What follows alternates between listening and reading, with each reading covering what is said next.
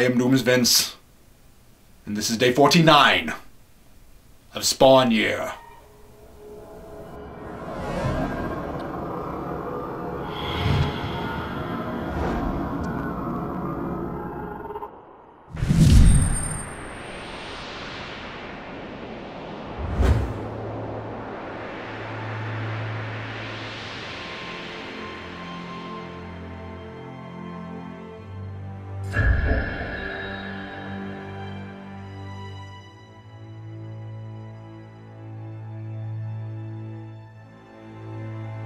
If not smarter or more consistent than the last two issues, this one is at least more engaging.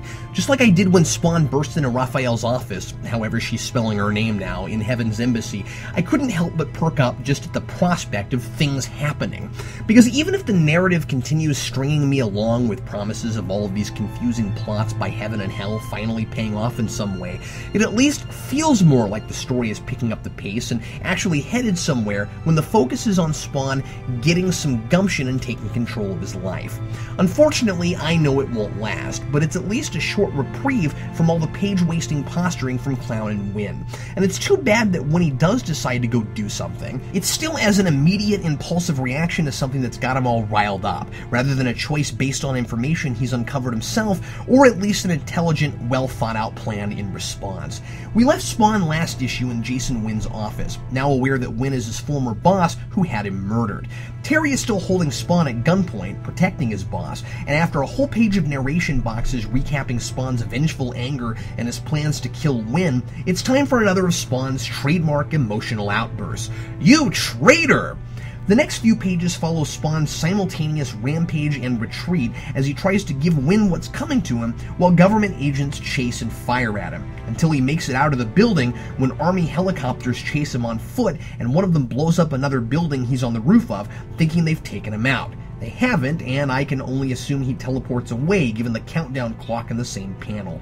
So all the action is nice. It's fun seeing Spawn out in the middle of the city being hunted down by the government, but it would be more thrilling if A, I thought for a minute he was in any sort of danger, if B, I had any confidence there would be any consequences for Spawn when the clock hits 0. I'm not an idiot. We're already down past 7 and I'm supposed to be at this a whole year. And if C, I didn't think Spawn was such a short-sighted moron for not taking Wynn out back in 24. So Wynn, who we see kill a guard and blame it on Spawn to start this manhunt, lives to see another day, and to see Clown again, who visits him in the hospital and tells him he's somehow worked it out so that everyone will believe those buildings were destroyed in a terrorist bombing to give him plausible deniability. Clown tells Wynn he's doing a good job of pushing Spawn's buttons, but he should be careful not to push too hard. Of course, Spawn is aware of none of what Wynn is doing to mess with him, but so far that only amounts to giving Grandma Blake and Wanda a lot of money and promoting Terry. I suppose having Terry there made Spawn really mad, but that was a happy accident. Spawn's not there because of what Wynn is doing. He's there because Cagliostro magically unlocked information in his head I had no idea was missing by poking him. Doomsvince, I hate you. Why did you have to make me read those action figure comics where Spawn seems to know quite clearly who his boss was? Nice to know Eldon Asp was as confused on this point as me. The most important development here is Al finally revealing his identity to Wanda, who he barges in on at her home in his blind, desperate rage, hoping to convince her that Terry isn't the man they both thought he was because he caught him working with Wynn. Spawn tries to prove to Wanda that he's really Al by telling her something only she would know. That time at Coney Island he promised he'd never hurt her again, which is probably a reference to his hitting her, revealed in number 29. The issue ends with Spawn leaving, not wanting to terrify Cyan, who asks if her mother knows him, to which he responds with, "I thought she did, not anymore." Spawn's jumping to huge conclusions here, thinking Terry was involved in the conspiracy to have Al killed, his motivation being to have Wanda all for himself. And I sympathize with this. Sure, that's what Spawn would love the truth to be. The hardest thing about coming back years after his death is that his wife is remarried to his best friend, happy and with the child he couldn't give her.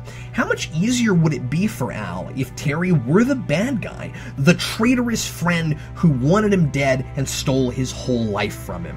he would feel justified in giving Wynn and Terry what he thought they deserved, take back what was once his, and then show Bulgy that hell has no control over him. I'm conflicted on how he reacts to Terry protecting Wynn, because this is a situation where I can completely buy Al letting his emotions take over, despite the irrefutable evidence he has that Terry has not always been working with Wynn, and that very recently, Wynn sent men to kill Terry after trying to pin a number of crimes on him.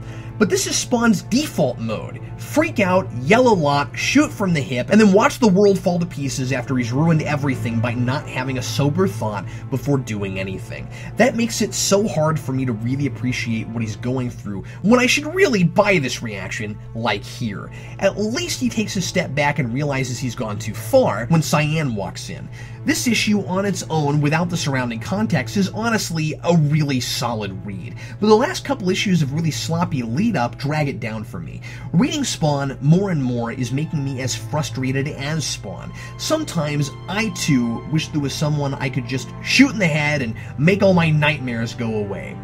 I hope that doesn't make me a terrible person. Spending more and more time here, I sure feel like one sometimes. Signed, Captain Logan.